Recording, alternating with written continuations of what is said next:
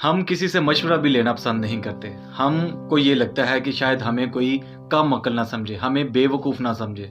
हम कोई भी काम करने से पहले किसी से मशवरा नहीं करते ताकि हमारी शान में कोई कमी ना आ जाए।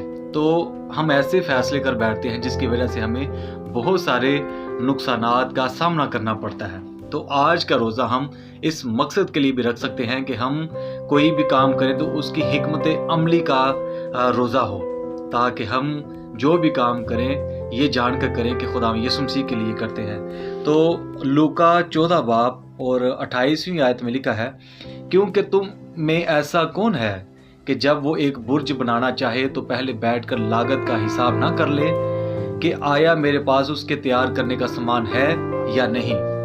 तो ये देखिए कितनी खूबसूरत बात है। हमें हर एक चीज़ का पहले मशवरा करना चाहिए कि हम इस काम को कर भी सकते हैं या नहीं, या करना रवा भी है या नहीं, क्या हमें इस काम से नुकसान भी होगा या नहीं। तो इमसाल 21 बाब और 18वीं आयत में लिखा है, हर एक काम मशवरे से ठीक होता है।